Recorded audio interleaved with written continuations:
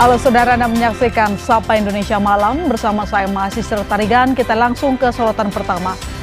Sebuah bangunan milik pesantren Al-Qasyini di Sidoarjo, Jawa Timur ambruk. Puluhan santri dilaporkan terluka akibat ambruknya bangunan pondok pesantren. Diduga sejumlah santri juga masih terjebak di bawah reruntuhan. Terkait dengan proses evakuasi, Wakil Bupati Sidoarjo Mimik Idayana menyebut masih menunggu alat berat datang.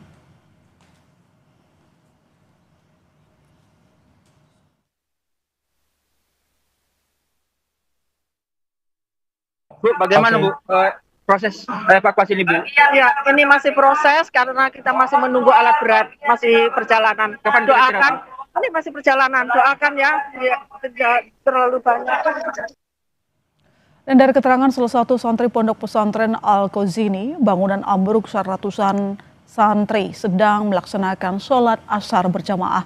Bangunan yang ambruk juga disebut sebagai bangunan yang kondisinya baru dan memiliki 3 lantai. Saya lagi berada di belakang. Untuk kejadian itu lagi ada kegiatan sholat asar. Oke, kemudian bangunan yang ambruk ini biasanya digunakan untuk kegiatan apa? Untuk kegiatan sholat, untuk kegiatan mengajar dan mengaji. Ya melarikan diri Pak. Ada yang betul. Ini masih dalam evakuasi, yang masih terjepit di dalam. Kalau yang sudah diselamatkan ratusan, untuk kepastiannya masih didata sama santri-santri yang aktif, pengurus santri itu. Untuk masalahnya bangunan baru. Kalau nggak salah 3, kalau nggak 4. 3 lantai ya. Jadi itu ambruk yang pastinya semua 3. Ya, Mas? Kita update informasi terkini, bergabung bersama jurnalis Kompas TV Nyoman Deni dan juru kamera Misbahul Munir. Nyoman, apakah sudah ada tim SAR untuk melakukan evakuasi santri yang diduga terjebak reruntuhan? Malam hari ini, yakni sejumlah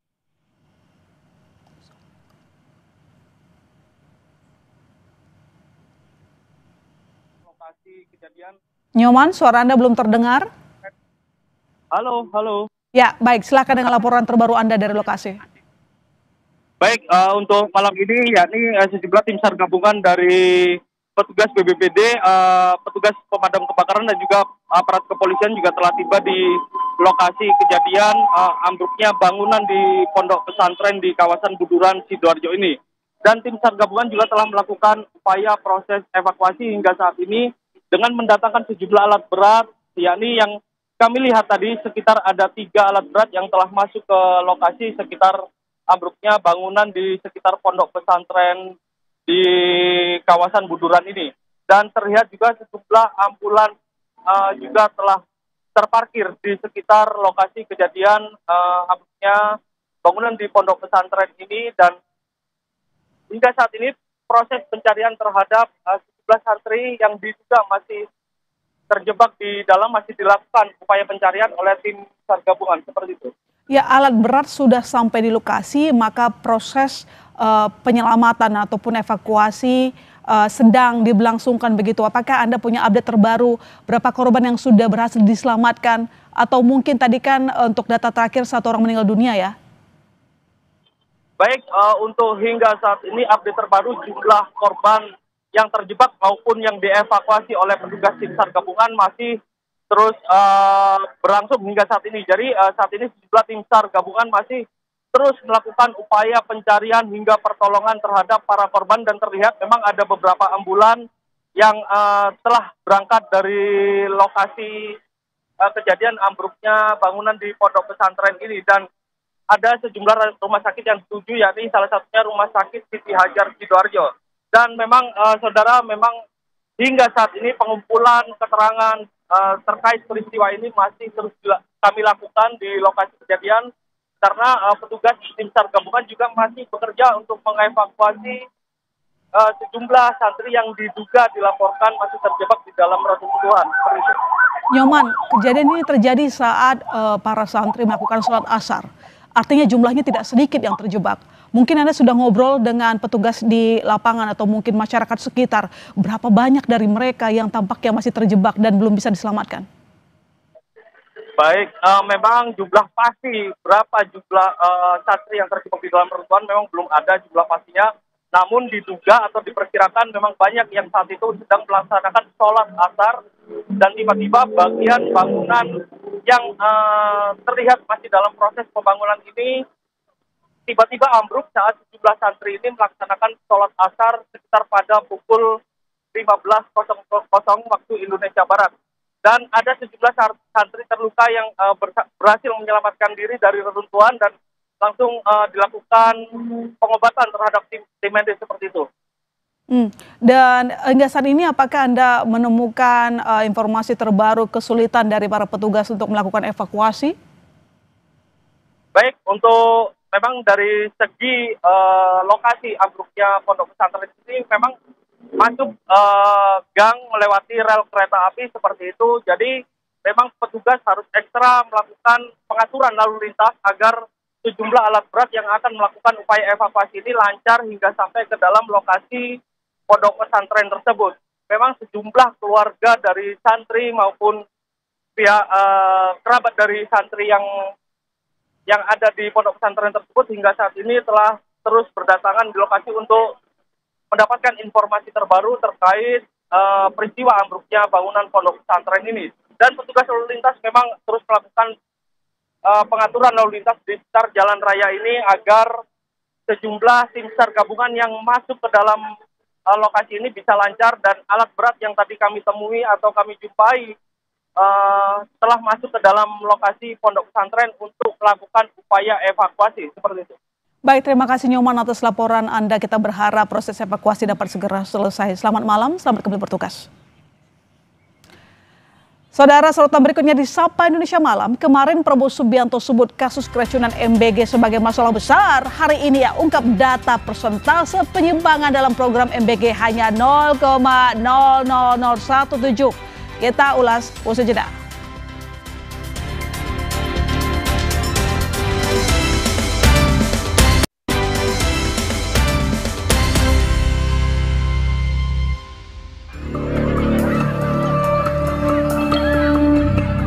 Program Makan Bergizi Gratis (MBG) jadi program andalan Presiden Prabowo selama 11 bulan pemerintahannya. Prabowo mengklaim MBG telah menjangkau hampir 30 juta penerima manfaat. Namun belakangan keracunan massal akibat mengkonsumsi MBG di sejumlah daerah membuat publik resah. Presiden bilang kasus-kasus keracunan ini hanya 0,00017% dari total jumlah MBG yang diberikan kepada masyarakat. Bahwa ada kekurangan, iya. Ada keracunan makan, iya. Kita hitung dari semua makanan yang keluar, penyimpangan atau kekurangan atau kesalahan itu adalah 0,00017%. Kita juga perintahkan semua dapur harus punya test kit, alat uji sebelum distribusi. 2 hari sebelumnya Prabowo bilang kasus keracunan MBG adalah masalah besar. Prabowo minta tak ada pihak mempolitisasi kekurangan ini. Ini masalah besar, jadi pasti ada kekurangan dalam awal, ya. Tapi saya juga yakin bahwa kita akan selesaikan dengan baik, ya. Kita harus waspada, jangan sampai ini dipolitisasi. Tujuan makan bergizi adalah untuk anak-anak kita yang sering sulit makan. Kejadian luar biasa keracunan makan bergizi gratis jadi peringatan keras bagi pemerintah agar segera berbenah dalam tata pelaksanaannya. Jangan sampai ada lagi anak-anak Indonesia yang jadi korban selanjutnya. Tim Liputan Kompas TV. Presiden Prabowo Subianto mengklaim kasus keracunan MBG di sejumlah daerah hanya kurang dari 1%. Kita akan bahas hal ini bersama anggota Komisi 1 DPR fraksi PKB Syamsul Rizal. Selamat malam, Daeng. Selamat malam. Terima kasih telah bergabung bersama Indonesia Malam. Lalu bersama pendiri sekaligus CEO Center for Indonesia Strategic Development Initiative CISDI Diah Saminarsi. Selamat malam Mbak Diah. Selamat malam. Terima kasih telah bergabung. Dan saya menyapa pakar gizi Dr. Tan Shot Ien. Selamat malam Dok. Hai, selamat malam. Apa kabar? Luar biasa, terima kasih telah bergabung di Sapa Malam. Saya langsung ke Dr. Tan dulu. Dok, selang 2 hari, pertama Presiden bilang kasus keracunan adalah masalah besar. Sekarang dia bilang bahwa kasus ini hanya 0,00017%. Tapi menurut Anda, sejauh mana kasus-kasus ini dapat mengaruhi program MBG? Ya, jadi yang pertama adalah kita harus bisa membedakan antara kasus keracunan yang menyangkut nyawa manusia dengan dibandingkan dengan misalnya error pada quality control kalau di pabrik sepatu ya. Kalau di pabrik sepatu errornya cuma sekian persen ya udahlah. Tetapi ini lebih bicara tentang nyawa manusia. Bisa dibayangkan kalau itu adalah anak yang kena adalah kerabat kita atau anak kita sendiri ya. Jadi sekali lagi nyawa manusia nggak bisa dihajar hanya sekedar hitung-hitungan statistik. Itu aja barangkali gambaran saya yang singkat. Kalau gitu saya ke Mbak Diah. Kalau begitu Mbak Diah, kemarin kan Anda mengatakan bahwa sebenarnya dari hitungan Anda itu lebih dari 7.000 yang mengalami keracunan. Tapi sekarang update-nya ada berapa Mbak? Masih sampai saat ini kami masih memantau media, jumlahnya sekitar 7.368 kalau saya tidak salah angkanya. Dan satu persatu dari 7.368 itu nyawa seperti tadi Dokter Tan sudah sampaikan ya. Jadi rasanya tidak bisa direduksi menjadi hitungan angka yang hanya merepresentasikan soal statistik, karena kalau dalam ilmu kesehatan masyarakat dan kedokteran kesehatan itu sama, satu nyawa hilang atau satu nyawa terkompromis saja itu sudah terlalu banyak. Jadi sebenarnya itu tidak bisa direduksi menjadi persentase di bawah 1% tadi itu. Oke, Deng Ical, cara pemerintah Presiden kali ini merespon kasus keracunan dikritik dua narasumber kita saat ini. Kasus keracunan jangan cuma jadi angka statistik. Nah, jadi sekarang apa yang sudah dilakukan dan juga didorong oleh legislatif terkait merespon apa yang sudah terjadi? Kasihan anak-anak kita yang keracunan makan MBG. Betul, saya setuju karena MBG ini adalah program strategis nasional, programnya Bapak Presiden, Wakil Presiden. Dan program ini adalah simbol dari komitmen pemerintah untuk memenuhi kewajibannya. Dan simbol ini juga menjadi harapan masyarakat. Jadi bukan sekadar angka statistik. Karena begitu ada program yang tidak jalan, maka seperti memotong harapan masyarakat. Jadi dengan bahasa-bahasa yang ya eufemisme lah. Ini tidak cocok. Saya juga secara pribadi dan sebagai anggota DPR ini juga ikut mengkritik. Ya ini tidak bisa distatistikkan. Tetapi yang paling penting adalah bagaimana kita merespon kejadian ini. Kemudian ada langkah-langkah perbaikan yang terukur. Baik secara sistematis maupun juga untuk alternatif solusinya. Pak Presiden tadi sudah ada untuk quality controlnya itu oke. Bagaimana seorang ahli gizi dilibatkan dalam proses-proses ini juga oke. Bagaimana pola distribusinya, bagaimana penggunaan bahannya. Dan ini semua SOP-nya ini yang mesti diperketat. Sehingga ke depannya tidak ada lagi kejadian-kejadian yang kita tidak inginkan. Karena seperti saya katakan ini adalah program strategis, tujuannya luar biasa. Mulia banget tujuannya, luar biasa. Dan ini juga adalah sekali lagi simbol dari harapan masyarakat itu untuk mengakses gizi yang lebih baik yang sama dengan yang lain. Nah kami di Komisi 1 ini aspek pertahanannya kita perhatikan betul. Bagaimana supaya 5-10 tahun ke depan anak-anak kita itu sudah terpenuhi gizinya.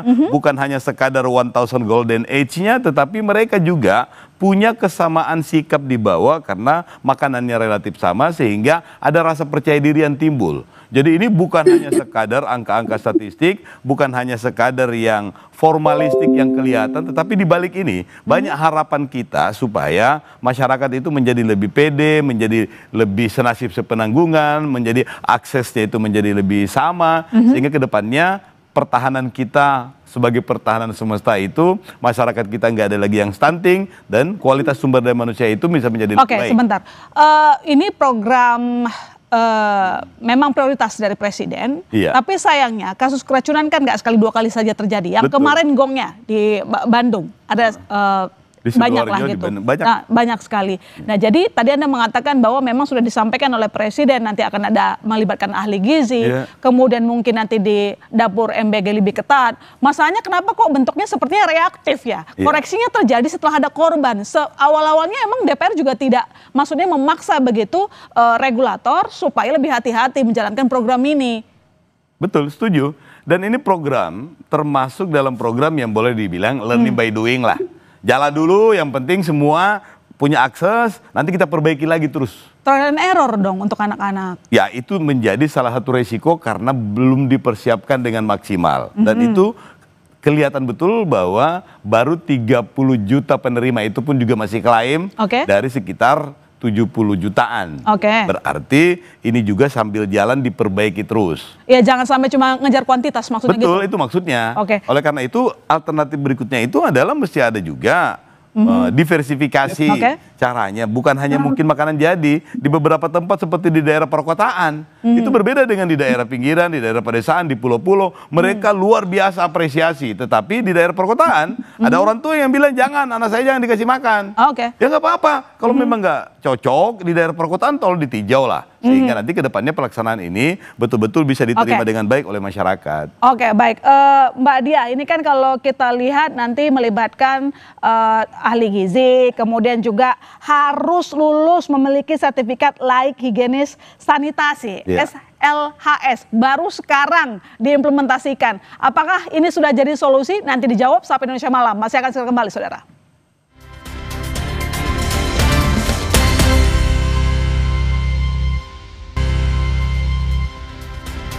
Kita lanjutkan dialog kita di Sapa Indonesia Malam. Mbak Diah, seperti yang saya tanyakan sebelumnya, bahwa memang sudah ada sejumlah solusi yang diberikan, salah satunya harus ada ahli gizi, lalu kemudian lulus SLHS begitu. Apakah ini sudah menyentuh atau jadi solusi yang tepat, lalu kemudian mungkin apakah Anda punya data-data baru, temuan yang sebenarnya belum terbuka di publik? Iya, jadi pertama mungkin dalam siaran persis di semingguan yang lalu ya, waktu ini mulai naik ke permukaan kasus ini, sebenarnya kan ini bukan baru pertama kali, kita selama ini sejak setidaknya bulan Maret April itu sudah mulai mendengar ada keracunan ya. Jumlahnya memang tidak banyak, tapi sekali lagi pada waktu itu pun Dr. Tan maupun saya juga sudah menyuarakan bahwa satu aja sudah terlalu banyak, apalagi sekarang. Nah, seminggu belakangan itu akumulasinya makin mengerikan. Jadi sekitar 5.600 waktu itu kami melakukan monitoring lewat media, dan kemudian tadi di Kabupaten Bandung Barat itu sekitar 1.300, sehingga jumlahnya tuh menjadi di atas 7.000 orang jumlah korban keracunan. Nah, begitu itu diangkat dalam jumlah yang sudah ribuan, kami menyampaikan bahwa seperti biasanya dalam prinsip-prinsip public health atau kesehatan masyarakat, kalau ada jumlah kasus yang bisa terpantau ke permukaan, ke publik, biasanya itu adalah pucuk gunung es. Jadi kami menyampaikan kekhawatiran bahwa ini potensi bahwa kasus-kasus tersebut, korban-korban ini adalah pucuk gunung es. Seperti kemudian kita perhatikan juga sekarang lebih sedikit yang naik ke permukaan. Jadi melakukan media monitoringnya juga perlu lebih ke mana-mana. Jadi tetap kami dalam posisi bahwa ini sebenarnya lebih banyak angkanya, tapi yang naik ke permukaan jumlahnya 7.300 itu epidemiolog maupun public health, ahli-ahli public health itu pasti paham konsep ini. Karena itu hanya menunjukkan berapa yang ke permukaan. Nah, sekarang pertanyaannya bagaimana penyelesaiannya? Apakah SLHS itu cukup? Apakah SOP ini cukup?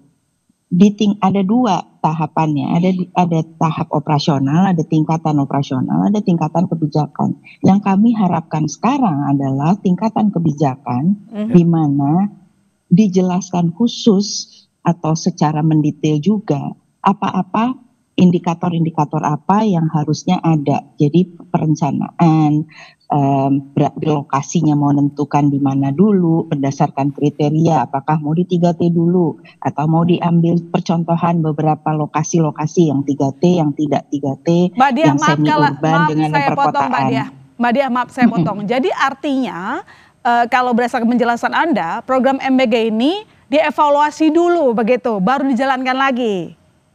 Ya, jadi kami mendorong agar program ini dihentikan sementara sampai keluar level kebijakan aturan di tingkat kebijakan atau perpres yang mengatur semua hal yang penting-penting supaya tidak ada lagi korban. Pertama, kalau kita berangkat dari jumlah korban sekarang dan apa-apa saja yang harus dikerjakan. SLHS adalah konsekuensi logis dari apa-apa saja yang harus disiapkan, mekanisme apa yang harus ada.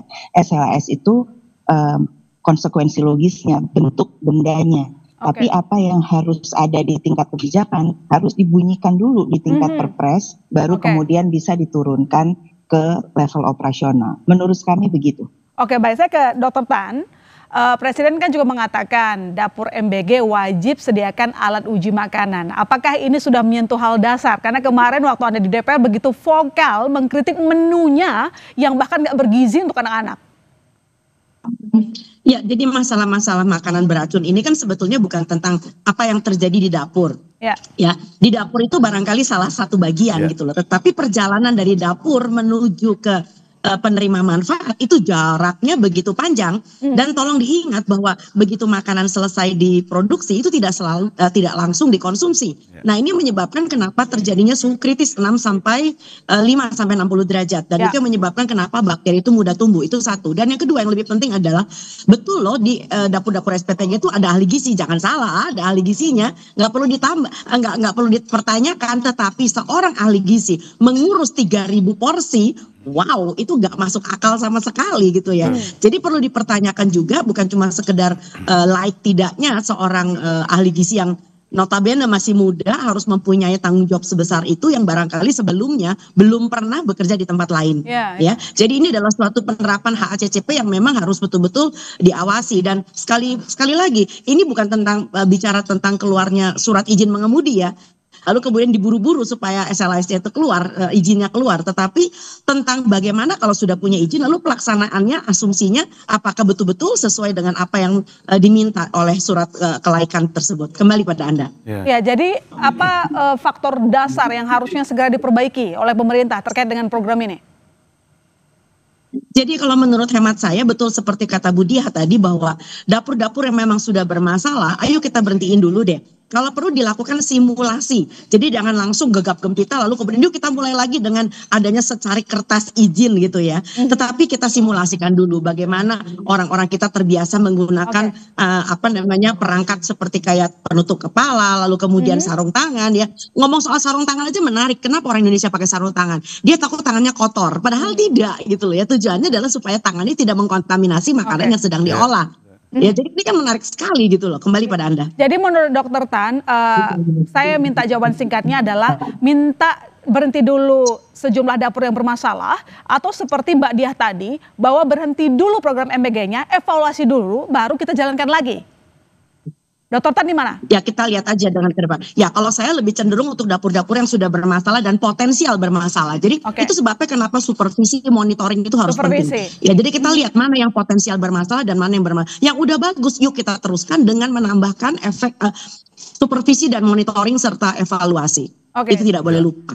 Deng Ical, ini banjir kritik mulai dari dapur sampai kebijakannya sih dari atas dianggap salah, supervisinya kurang. Jadi kemana legislatif harusnya kan bisa mengawasi ini? Sampai level dari grassroots sampai di atas kritiknya banyak sekali. Nah itu. Saya di lapangan udah beberapa kali ngumpulin semuanya. Pola koordinasi antar instansi, bagaimana kontribusi dinas pendidikan di daerah, badan gizi di daerah, dinas ketahanan pangan, bahkan sudah disupport oleh TNI, Polri, ASN semuanya. Temuannya gimana? Artinya pola koordinasi itu masih lemah. Oh, tidak ada koordinasi. Ada koordinasi, tetapi kan koordinasi kalau tanpa didukung oleh SOP yang pas, yang cocok, maka pasti akan lambat. Dan kalau ada kejadian-kejadian seperti ini, maka dinas kesehatan agak lambat responnya pasti karena tidak memiliki SOP. Jadi kejadian ini menjadi pelajaran sehingga SOP antar kementerian, antar kabupaten kota, OPD di kabupaten kota dan di provinsi itu mesti sudah ada SOP-nya. Dan ini yang kita minta supaya SPPG-nya itu juga melakukan koordinasi yang lebih detail. Sudah ada siapa melakukan apa, khusus untuk pelaksanaannya ini. Dan saya setuju kalau Dr. Tan dengan Mbak Dia tadi itu ada saran-saran perbaikan itu, tetapi lebih sektoral. Jadi Dr. Tan menyarankan tadi itu, ya paling tidak itu ditinjau kembali dapurnya. Apa benar ini hanya human error? Apa benar karena ya, sarung tangan sehingga lebih cepat tumbuh bakteri dan lain-lain? Jangan-jangan nanti ada SOP yang berubah. Ada SOP yang tidak dilaksanakan. Nah ini yang penting, sehingga ke depannya saya sendiri secara pribadi sudah menyarankan, ini bentuklah badan pengawas di tingkat lokal, di tingkat provinsi, bahkan di tingkat nasional. Badan pengawas inilah nanti juga itu yang akan memberikan saran-saran, yang akan menerima keluhan dari masyarakat, dan itu bisa dipertanggungjawabkan. Semacam yayasan lembaga konsumen yang melaksanakan perlindungan konsumen. Tetapi tujuan... Kan tim investigasi katanya mau dibentuk tuh. Iya, termasuk tim investigasi ini juga, kalau sifatnya parsial semuanya, jadi pemadam kebakaran, itu menjadi tidak sistematis, dan responnya juga menjadi tidak terukur. Oleh karena itu bisa dipermanenkan dalam bentuk kelembagaannya itu mungkin menjadi lembaga kuasi publik. Perwakilan publik yang ada di situ, semacam komisioner itu yang mungkin profesional secara dibentuk seleksinya, sehingga kita berharap rekomendasi-rekomendasinya itu menjadi lebih terukur dan menjadi lebih sustain. Nah, itu yang kita butuhkan. Kenapa? Karena tujuan program ini sangat bagus dan semua orang pasti mendukung kalau tahu tujuannya. Ya, programnya bagus, dananya juga besar soalnya. Tahun 2026 juga anggarannya gede banget gitu kan. Gede. Baik, saya ke Mbak Dia. Mbak Dia, dari total 9.000-an SPPG, puluhan itu bermasalah. Mungkin sekitar 79 dapur. Tapi apakah Anda memiliki data yang lain, apakah melebihi itu misalnya? Bermasalahnya juga apakah hanya dilihat dari keracunan atau tidak. Kepatuhan, kalau tadi Dr. Tan bicara bahwa ada prosedur untuk memproduksi, dari rantai produksinya jelas, dari mulai makanan saya dimasak hingga makanan dikirim. Apakah betul ada SOP yang sudah benar tentang itu? Ini masalah SOP kita bisa bilang dengan apa ya, dengan cukup ringan gitu. Ya, ikutin aja SOP. Tapi SOP itu juga harus mengacu kepada hal tertentu kan. Makanya yang didorong oleh CISBI adalah aturan besarnya. Karena kalau kita kayak di kantor lah, ada peraturan ada peraturan perusahaannya, lalu kemudian diterjemahkan kepada SOP. Nah, sekarang apa nih yang bisa kita pakai untuk dia ekuivalen dengan peraturan tersebut yang kita biasa hadapi sehari-hari, sehingga SOP-nya pun seragam. Semua di seluruh SPPG mempunyai SOP yang seragam. Kalau menurut saya akan sulit menjawab pertanyaan seperti tadi, Mbak, karena kriteria monitoringnya juga belum ditetapkan. Apa yang mau dimonitor dari setiap pos rantai produksi tersebut? Kriterianya juga harus ada. Karena itu yang akan berhubungan dengan penilaian kelayakan terhadap SPPG tersebut gitu, kepada 1 atau 10 atau 1000 SPPG. Kan itu akan berhubungan dengan indikator-indikator yang sudah ditetapkan sebelumnya.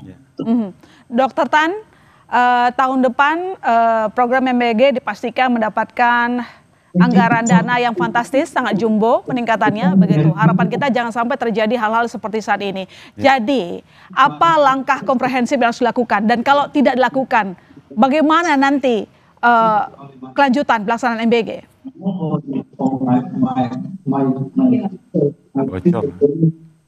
Dr. Tan? Ya, saya akan lebih menganjurkan supaya anggaran yang fantastis itu coba kita arahkan kepada wilayah-wilayah yang sama sekali belum mendapatkan jamahan dari MBG dan sebetulnya membutuhkan. Seperti misalnya wilayah, ya halo, apakah suara saya terdengar? Terdengar.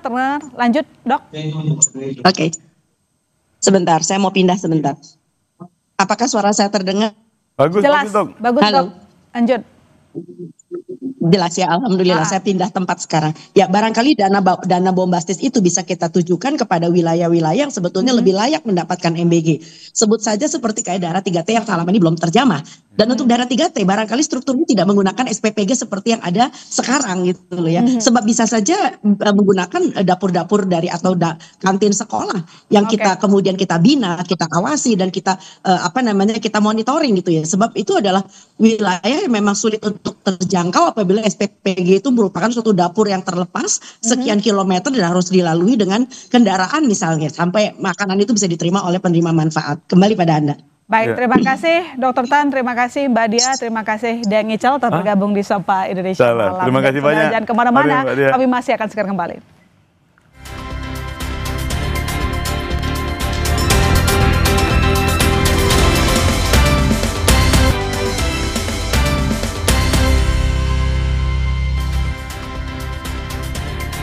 Saudara, sebuah bangunan milik pesantren Al-Ghazini di Sidoarjo, Jawa Timur ambruk. Puluhan santri laporkan terluka akibat ambruknya bangunan pondok pesantren. Diduga sejumlah santri juga masih terjebak di bawah reruntuhan.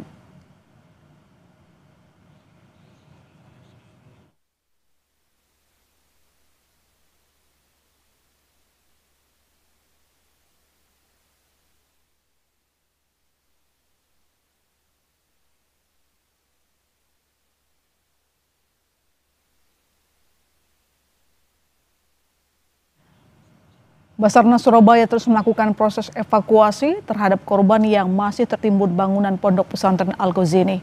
Kepala Kantor SAR Kelas A Surabaya, Nanang Sigit menyebut proses evakuasi dilakukan dengan sangat hati-hati karena konstruksi bangunan yang miring.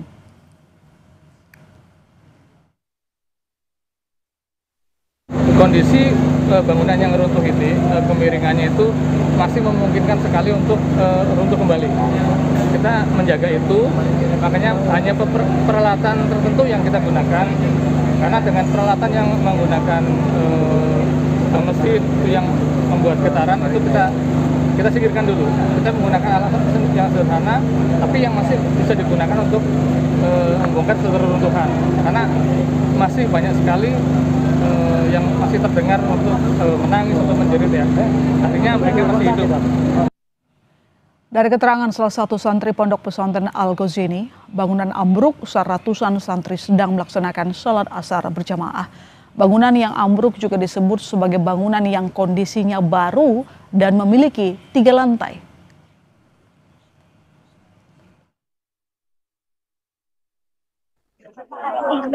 Saya lagi berada di belakang. Untuk kejadian itu lagi ada kegiatan sholat asar. Oke. Kemudian bangunan yang ambruk ini biasanya digunakan untuk kegiatan apa?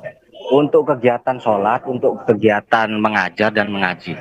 Ya melarikan diri, Pak. Ada yang betul. Ini masih dalam evakuasi yang masih terjepit di dalam. Kalau yang sudah diselamatkan ratusan, untuk kepastiannya masih didata sama santri-santri yang aktif, pengurus santri itu. Untuk masalahnya bangunan baru. Kalau nggak salah 3, kalau nggak 4. 3 lantai ya. Jadi itu ambruk Yang pastinya semua 3. begitu ya, Mas? Wakil Gubernur Jawa Timur Emil Dardak langsung datang dan melihat proses evakuasi. Emil memastikan proses evakuasi tidak berhenti sampai seluruh korban diselamatkan. Pemprov Jawa Timur juga telah mengirimkan sejumlah logistik untuk membantu proses evakuasi. Pastikan ada yang teriak-teriak di dalam, itu yang harus kita pastikan. Makanan, minuman terutama, dan oksigen ini sudah disiapkan. Mudah-mudahan bisa segera kita berikan kepada anak tersebut dalam bentuk can, supaya kesulitan bernapas bisa diatasi. Mohon geser ada. Ya. Pak, ada bantuan alat berat? Ibu Gubernur sudah mengkomando suplai logistik juga ke lapangan, lampu, supaya ini malam bisa segera pelaksanaan tetap lancar, dan juga dapur umum untuk memastikan semua operasional ini terdukung secara logistik. Berarti evakuasi akan dilakukan malam hari, Pak? Nggak berhenti sampai selamat ya. Kita update informasi dari lokasi bersama jurnalis Kompas TV Nyoman Deni. Nyoman, apakah jumlah alat berat yang datang ke lokasi sudah bertambah untuk melakukan evakuasi atau bagaimana laporan Anda terbaru dari sana? Baik, saudara, pada malam ini memang petugas tim SAR gabungan yang terdiri dari anggota kepolisian, tim SAR dari pemadam kebakaran, dan juga petugas dari ambulan serta sejumlah relawan terus berdatangan ke lokasi kejadian ambruknya bangunan pondok pesantren di kawasan Buduran Sidoarjo ini. Dan tadi terlihat memang ada sekitar 3 alat berat yang telah masuk ke sekitar pondok pesantren untuk melakukan upaya evakuasi terhadap sejumlah korban yang diduga masih terjebak di dalam reruntuhan. Dan saat ini petugas kepolisian juga masih melakukan pengaturan lalu lintas di sekitar jalan raya ini untuk melakukan rekayasa lalu lintas agar sejumlah warga yang akan masuk ke dalam akses pondok pesantren ini tidak diperbolehkan karena banyak petugas dari tim SAR gabungan ini masih berlalu lalang untuk melakukan upaya evakuasi, dan memang sejumlah kerabat dan juga keluarga dari para santri ini juga terus berdatangan ke kawasan pondok pesantren untuk mengetahui informasi terbaru terkait peristiwa dari ambruknya bangunan ini. Nyoman, saya konfirmasi lagi, berapa jumlah korban yang masih terjebak? Baik, dari posko yang ada di sekitar Rumah Sakit Siti Hajar Sidoarjo ini tercatat ada 21 korban hijau, yakni luka ringan, terus ada 22 korban dengan label kuning atau luka berat, serta 1 korban merah atau kritis, dan 1 korban dengan label hitam, yakni meninggal dunia. Namun hingga saat ini kami akan terus mengupdate informasi terbaru jumlah korban yang telah dievakuasi ke rumah sakit, karena seluruh rumah sakit yang ada di Kota Sidoarjo ini juga terus menerima sejumlah korban yang berhasil dievakuasi. Namun saat ini memang upaya evakuasi yang utama dilakukan oleh petugas tim SAR hingga malam ini, yakni terbukti dengan mendatangkan alat berat dan lampu agar menerangi lokasi kejadian ini, dan sejumlah ambulans juga telah standby di sekitar lokasi kejadian ambruknya bangunan di pondok pesantren ini, Magister. Nyoman, ada informasi dari lokasi jumlah yang terjebak, Nyoman? Baik, untuk jumlah yang terjebak memang belum ada pasti jumlahnya berapa, namun kalau dari informasi dari warga sekitar, yakni saat kejadian memang saat itu tengah dilaksanakan sholat asar pada pukul 15.00 waktu Indonesia Barat, dan memang para santri sedang melaksanakan sholat dan tiba-tiba bangunan yang bertingkat tersebut ambruk hingga diduga banyak santri yang terjebak di dalam, namun ada beberapa yang berhasil menyelamatkan diri dan menderita luka ringan yang saat ini telah dilakukan perawatan oleh tim medis, dan kami akan terus menggali informasi terkait jumlah berapa santri yang ada di dalam bangunan yang runtuh tersebut yang saat itu sedang melaksanakan sholat asar. Nyoman, mengingat ini merupakan bangunan bertingkat begitu, apakah Anda mendapatkan informasi bakalan ada tambahan bantuan alat berat misalnya ke lokasi?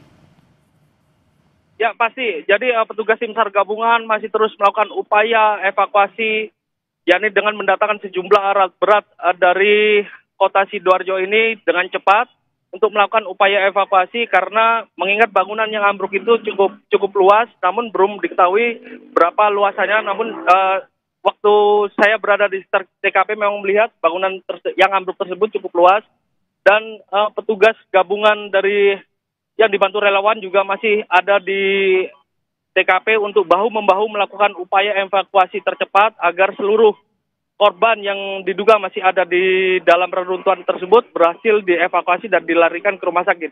Dan hingga saat ini petugas juga masih terus melakukan pengaturan di sekitar jalan raya agar memastikan akses menuju pondok pesantren tersebut lancar digunakan oleh petugas dari evakuasi.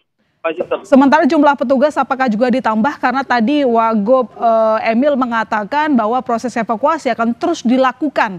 Artinya sampai semua benar-benar terevakuasi baru proses evakuasi dihentikan, begitu ya Nyoman ya?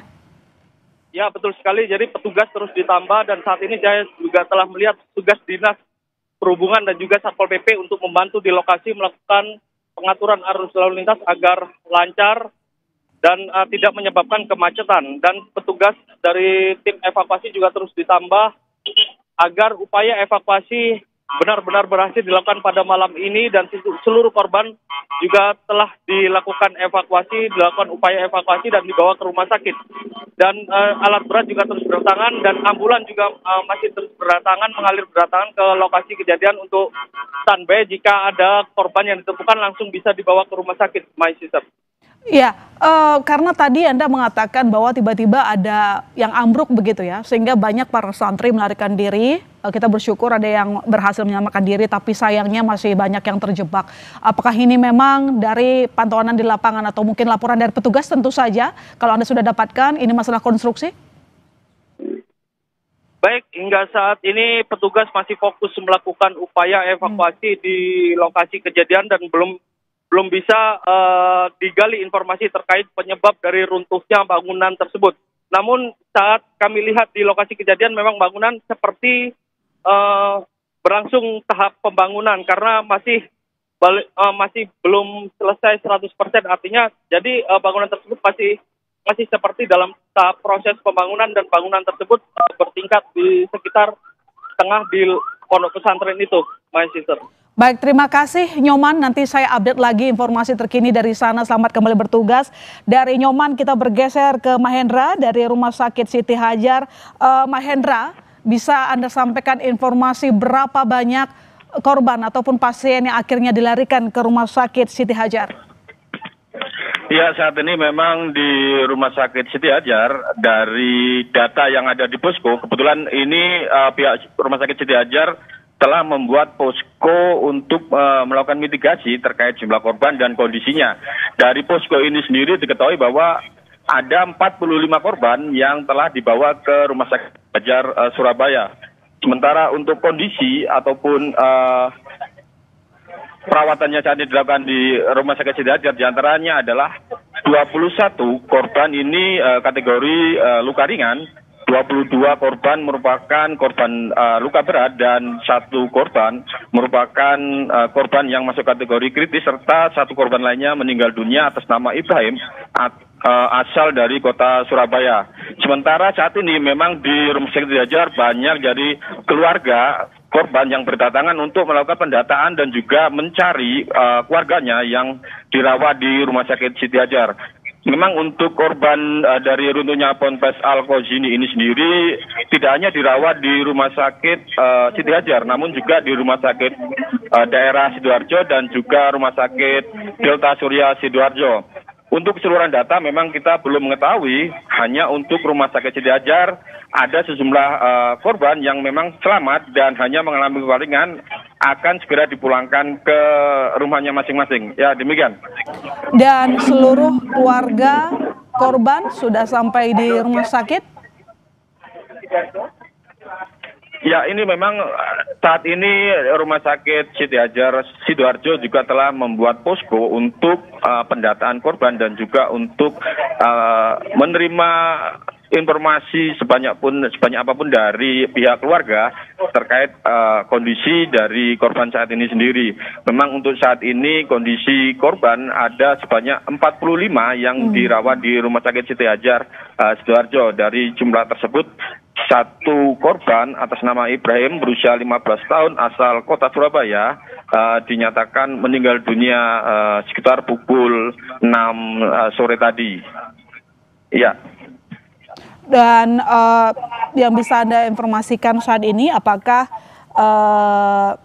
tenaga medis di sana dapat mumpuni karena jumlah yang datang cukup banyak ya? Anda tadi mengatakan sekitar 45. Ya, memang untuk tenaga medis di sini memang sangat dimaksimalkan untuk menangani sedikitnya 45 korban yang dirawat ataupun dibawa ke Rumah Sakit Siti Hajar. Namun memang untuk jumlah korban lainnya ataupun korban lainnya tidak hanya dibawa ke Rumah Sakit Siti Hajar Sidoarjo, namun juga dibawa ke Rumah Sakit daerah Sidoarjo dan juga Rumah Sakit Delta Surya Sidoarjo. Untuk 2 rumah sakit ini, yaitu Rumah Sakit daerah Sidoarjo dan juga Rumah Sakit Delta Surya sendiri, belum terkonfirmasi berapa korban yang dibawa ke rumah sakit tersebut dan bagaimana kondisinya saat ini masih belum ada informasi dari pihak terkait. Baik, terima kasih Mahendra atas laporan Anda. Nanti kami update lagi informasi terkini dari sana. Selamat malam.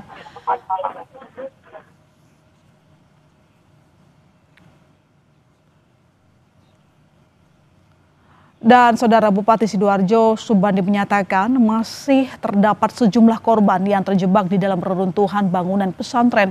Dirinya pun menambahkan pemerintah daerah pun mengerahkan sejumlah bantuan termasuk dapur umum hingga oksigen bagi korban yang masih terjebak. Masjid Al-Hujili Pondok Pesantren ini lagi roboh mulai jam 3:30 tadi. Kegiatan anak-anak sholat dan ngaji ya.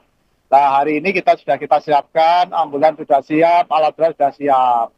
Nah, karena ini evakuasi kita, medannya kan sangat berat karena banyak bangunan yang rubuh semua. Nah, ini alat berat masih belum bisa kerja. Ya, ini kita masih nunggu. Ya, nanti arahan dari BPD provinsi seperti apa, kita nunggu semuanya. Ya, karena tadi semuanya sudah sebagian dibawa ke rumah sakit. Nah, ini masih ada yang di bawah, anak-anak ada yang nangis. Ada yang meninggal, jumlahnya berapa kita belum bisa mengetahui karena kondisinya masih tertutup dengan bangunan-bangunan itu semuanya. Betul ya. Saudara jangan kemana-mana, Sapa Indonesia Malam masih akan segera kembali.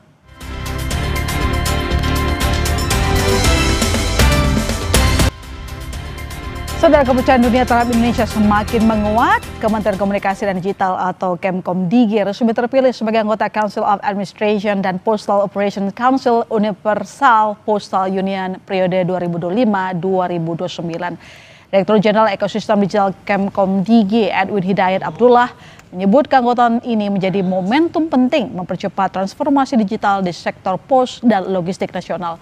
Indonesia menegaskan 3 komitmen utama, yaitu modernisasi layanan pos, membuka akses UMKM ke pasar global, serta memperkuat daya saing ekosistem logistik di era digital. Indonesia's postal sector is dynamic engine of growth, undergoing a profound and strategic transformations. This evolution is powered by our new regulatory framework for postal commercial services, a bold policy designed to forge a stronger, more innovative and equitable ecosystem. Furthermore, by introducing intelligent pricing mechanisms, we are fostering a competent market that rejects predatory pricing practices and champions fair play. Partisipasi Indonesia di UPU juga diproyeksikan memberi manfaat nyata, mulai dari peningkatan kualitas pengiriman internasional, penguatan layanan keuangan pos, hingga terbukanya peluang ekspor produk UMKM. Pengakuan dunia terhadap transformasi sektor pos Indonesia pun sudah terlihat lewat penghargaan internasional, diantaranya Trade Post Award 2024 dan Rising Star in Postal Development. Dengan langkah ini, Indonesia semakin menegaskan posisi strategisnya di panggung global. Transformasi pos dan logistik diharapkan menjadi bagian penting menuju visi besar Indonesia Emas 2045.